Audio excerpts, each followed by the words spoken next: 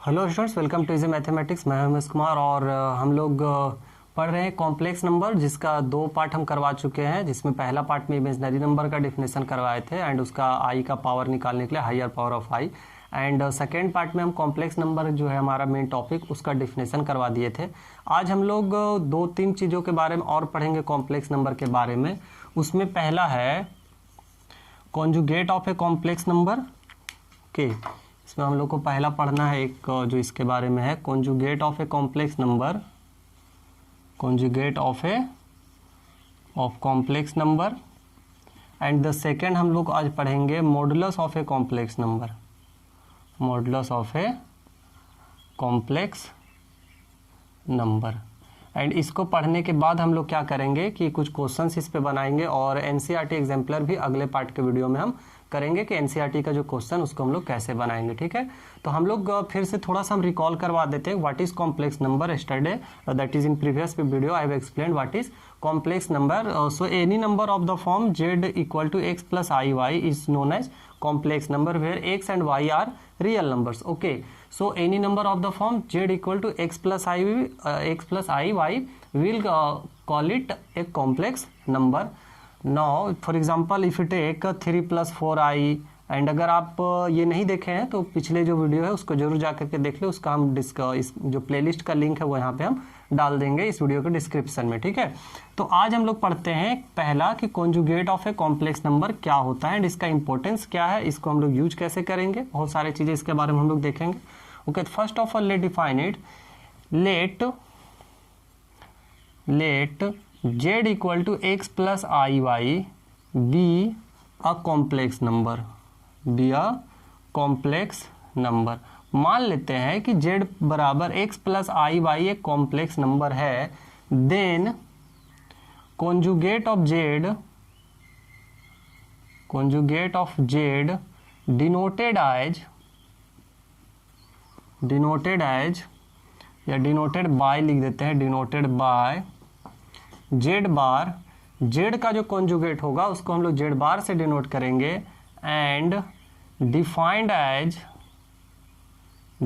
As z bar equal to x minus i y, that is replace i by minus I.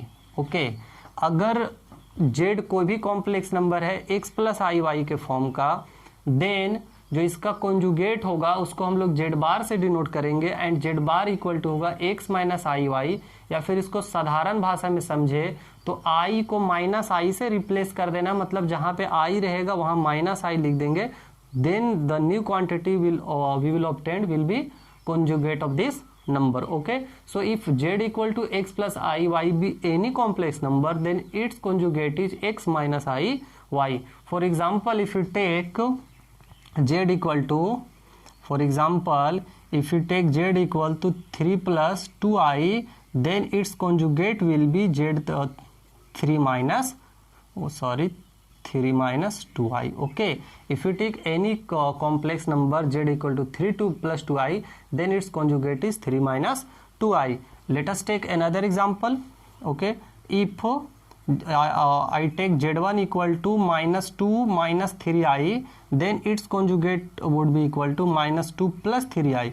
Okay, focus on the definition, only I will be replaced by minus I. Okay, so if look here, अगर हम यहाँ पे i को minus आई लिखेंगे this will become minus. हाँ, real part में कोई भी चेंजेस नहीं होता है, वो जो रहेगा वही रहेगा, प्लस है तो प्लस रहेगा, माइनस है तो माइनस रहेगा, इसमें कोई भी चेंजेस नहीं रहेगा। ओके, तो पहला हम लोग डिफिनेशन देख लिए, क्या देख लिए कि conjugate of a complex number क्या होता है ना। तो आज इसका और इस पे बहुत सारा जो भी क्वेश्चन बनेगा वो तो हम करवाएंगे ही, है ना। और एक और हमारे पास टॉपिक बचा हुआ है equality of a complex number, उस पर करवाएंगे जो कि बहुत इंपॉर्टेंट है टॉपिक, और उस पर और भी क्वेश्चन बनते हैं हर एग्जाम में। ठीक है, खास करके एनडीए एयरफोर्स के एग्जाम में इन्हीं सब चीज़ों से क्वेश्चन बनाया जाता है। तो सबसे पहले हम लोग देख लिए कि conjugate of a complex number क्या होता है, और भी अगर कोई हम एग्जाम्पल लेना चाहे, अभी साधारण से एग्जांपल ले रहे हैं, उसके बाद फिर कॉम्प्लिकेटेड एग्जांपल लेंगे जिसके थ्रू भी हम लोग करेंगे। जैसे अगर कहा जाए कि इफ, एक क्वेश्चन के थ्रू ही हम लोग बना लेते हैं।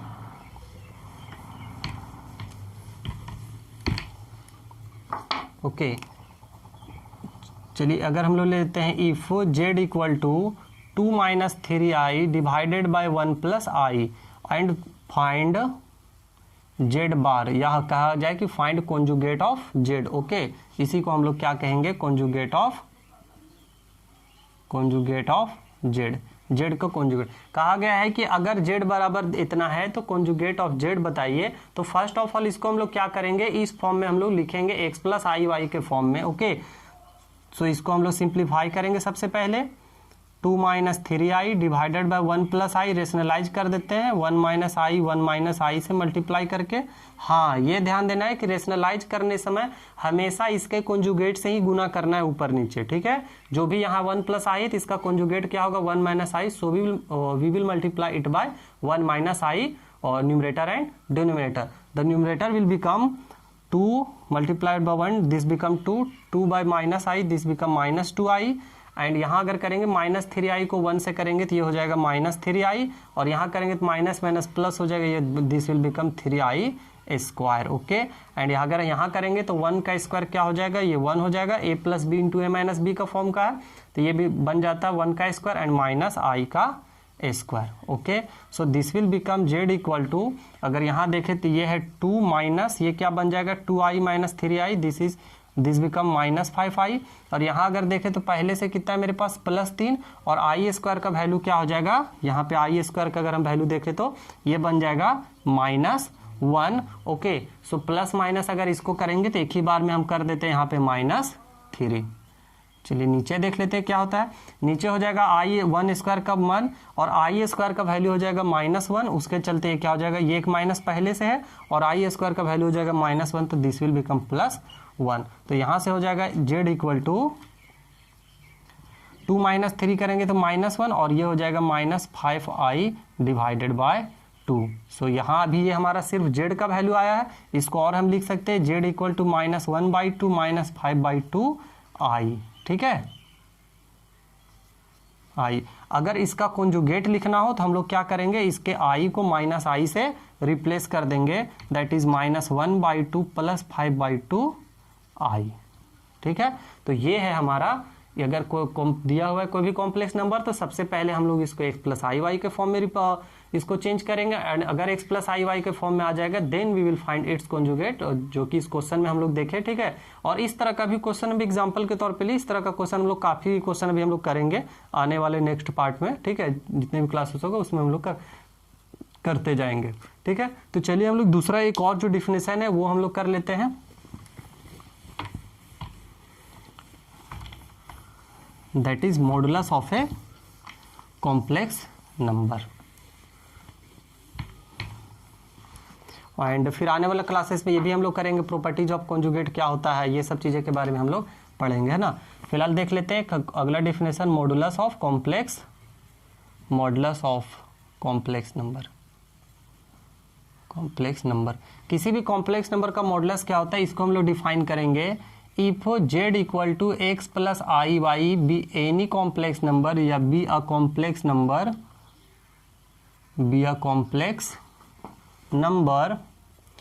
Then its modulus is denoted by mod z, ऐसे हम लोग उसको डिनोट करेंगे, and defined as modulus of z equal to √x² plus y²। This is the definition of modulus of any complex number, that is if z equal to x plus iy be any complex number then its modulus is denoted by z mod, इसको हम लोग mod z पढ़ते हैं, ठीक है, जो कि आप लोग एब्सोल्यूट वैल्यू में पढ़े होंगे, and defined as modulus of z equal to √x² plus y²। ये हमारा definition for, if you take an example, that is if z equal to suppose -3 plus 5i then its modulus will be mod z equal to -3 square and plus 5 square, and this become -3 square 9 and this 25 ना ये हो जाएगा 34। So modulus of z would be √34। Okay, so ये था definition conjugate का and modulus का। एक बार modulus का डेफिनेशन फिर से देख लेते हैं। What is modulus of a complex number? If z equal to x plus I Y be any complex number then its modulus is denoted by modulus of z and is defined as modulus of z equal to under root X square plus Y square. So अगर यहाँ पे example के तौर पे भी देखें कि अगर z बराबर -3 + 5i है तो मॉडुलस ऑफ z क्या होता है, ये हो जाएगा। ठीक है, तो आज हम लोग क्या देख लिए कि कॉन्जुगेट ऑफ क्या होता है किसी भी कॉम्प्लेक्स नंबर का और उसका मॉडुलस क्या होता है। आगे के सेशन में हम लोग करेंगे कि इसका जो भी है क्वेश्चंस हम लोग करेंगे जो कि अलग अलग एग्जाम में पूछा गया है, प्लस में एनसीईआरटी का क्वेश्चन। हम लोग का जो पढ़ने का तरीका होगा वो इस तरह से होगा, हम लोग एनसीईआरटी का क्वेश्चन यहाँ पे करवाएंगे पूरा, आप फिर उसके अलावा और भी बुक को किसी भी फॉलो कर सकते हैं। उसके अलावा जो डिफरेंट एग्जाम में इससे रिलेटेड क्वेश्चन पूछा गया है